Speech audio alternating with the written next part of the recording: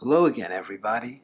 It's the Reverend J. Goldstein, and welcome to another episode of Doodling with Reverend J. In today's episode, we're going to be drawing a tortoise. Now, if you've tuned in hoping to see me draw a turtle, I apologize. We're drawing a tortoise. So let's start. Well, tortoises have large round shells. So let's start at the top here and give it a large round shell. Here we are making a curved line down to the left, and then doing the same thing down to the right.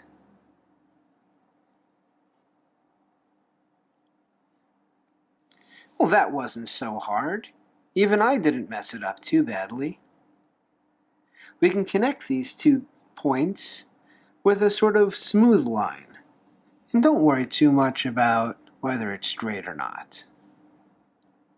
Here's the top of our tortoise's shell. Next, what we're going to do is we're going to draw some legs. Now, unlike turtles, tortoises are land animals and have thick, stocky legs, kind of similar to elephants, I guess. Let's draw one. What I suggest to do is make an upside-down U, a fairly good-sized one, right about here. Next, take this line and continue it going back. What we've done here is made a knee. And by continuing back here, reflecting this line, we've made the back of the leg. To give it more definition, what we can do is we can take this line here and loosely make a right angle coming off of it like this, but with a curve to it. Let me show you what I mean. This is the line. This would be a right angle, more or less. But what we're going to do is make a curve. In fact, let's make that right angle, and I'll show you why. Because adding that right angle and that curve, we wound up making the back of the leg. Isn't that nifty? If you missed it, we're going to do it again over here. Big upside down U. A line that goes back a little bit, a line that complements that line. Then, kind of a 90-degree angle from one of the lines, and a couple of curled lines on either side of it. Hey, we've got a couple of legs. And the feet are pretty easy because they're more or less square from what I know.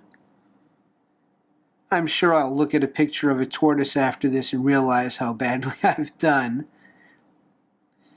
But I do know that this is the kind of a leg a tortoise has, rather than a turtle that has webbed feet with big claws on them because they swim in the water.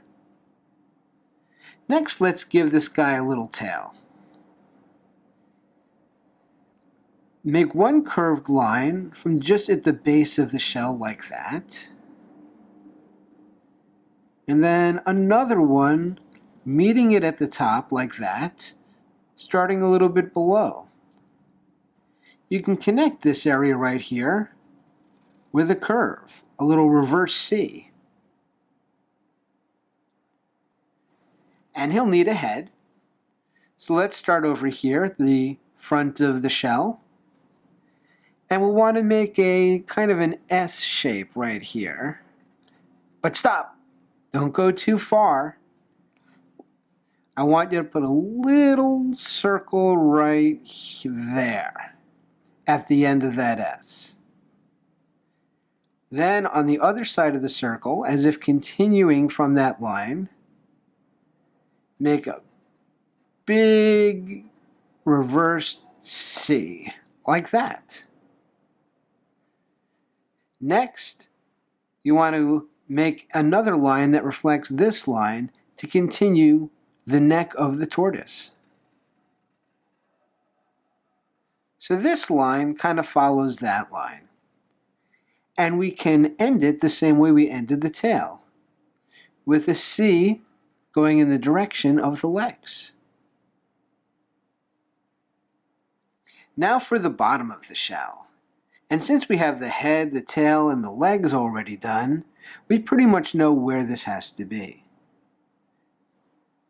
So we'll start here, go down just a little bit, and curl under the leg like that. Then imagine where it would be on the other side. Continue it a little further till it gets to the back of that leg.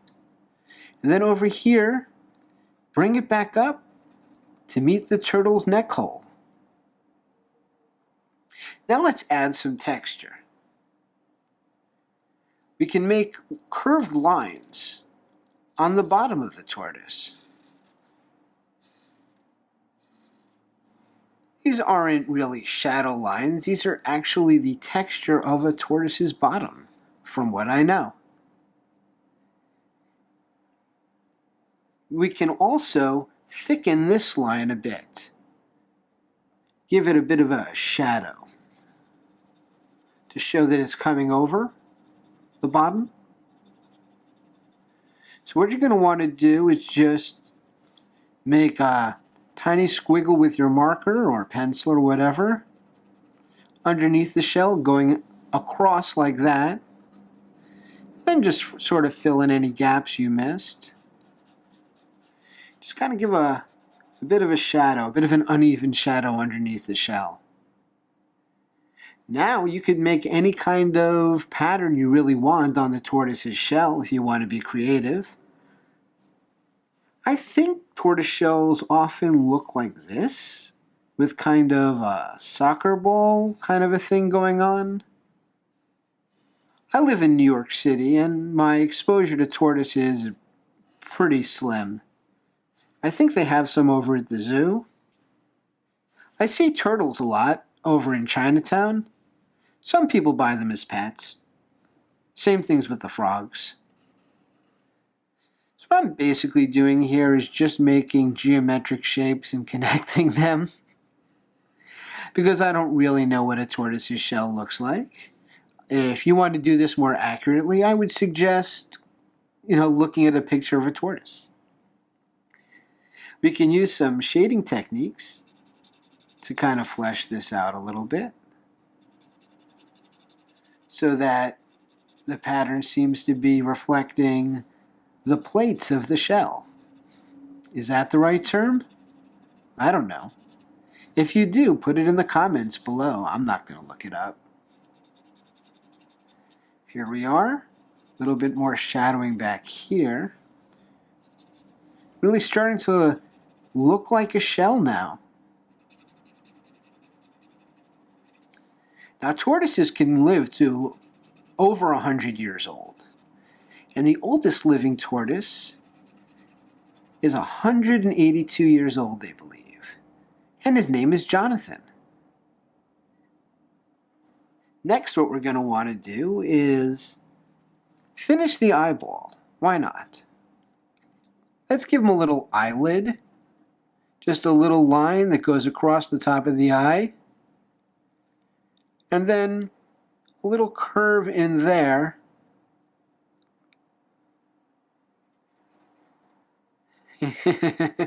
There you go. Then we can make a little curve behind this line and just kind of imply a mouth. You can bring the line in a little bit more if you want. And you can put some shading on the tail and the legs.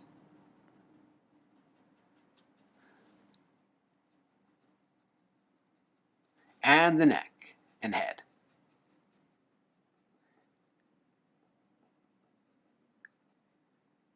There we go. And with a little bit more shadowing on the bottom of the shell here, to show that it's underneath the tortoise, excuse me.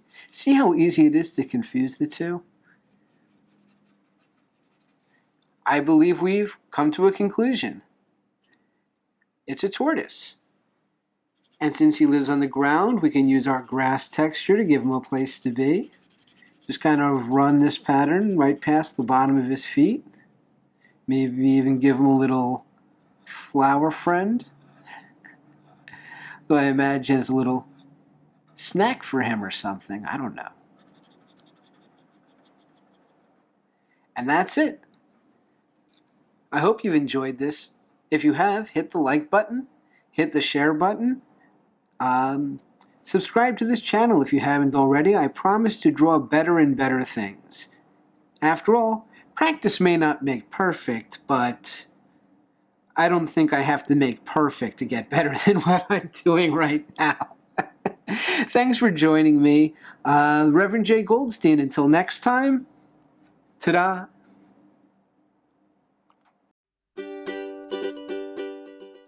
Welcome to Draw Tip Tuesday. Today I will show you a technique that I've been using a lot in my sketchbook for daily drawings lately.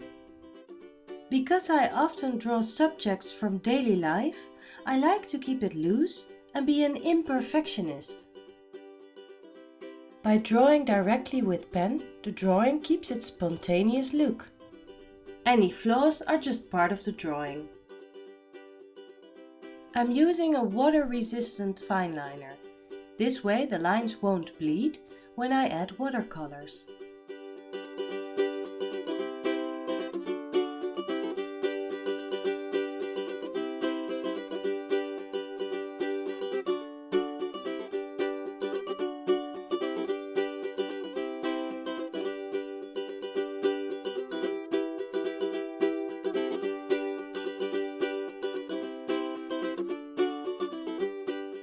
So here's my drawing of a few men sitting on a bench and chatting on a sunny day at the square just around the corner from where I live.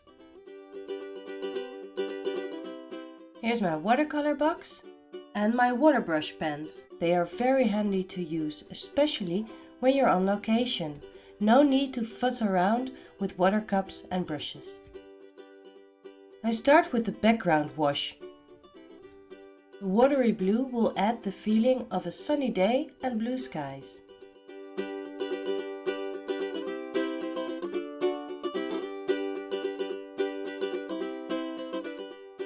When I add watercolor to my drawings, I don't want to color too much within the lines. I want it to look loose. Of course, this is just one of many styles and it depends on taste and on the subject matter too. You can see how playful it looks when I leave some parts white. It'll also add a sense of depth and even shine. I don't worry too much about structures and details. It's all about what the eye makes of the whole. I'm not very careful about the colors. I add darks and then fade those by adding water. Watercolor paint is a very forgiving medium.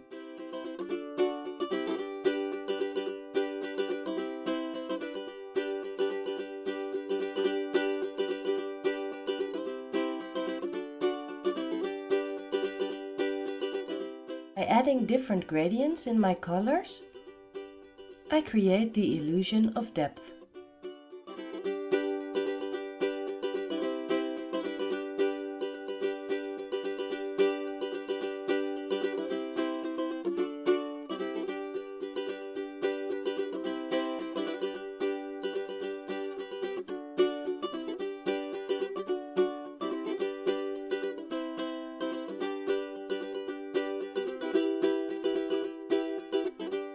So there it is, another great memory in my daily drawing journal. Thank you for watching this video. Would you like to learn more? Have a look at my website, koosjekoene.nl.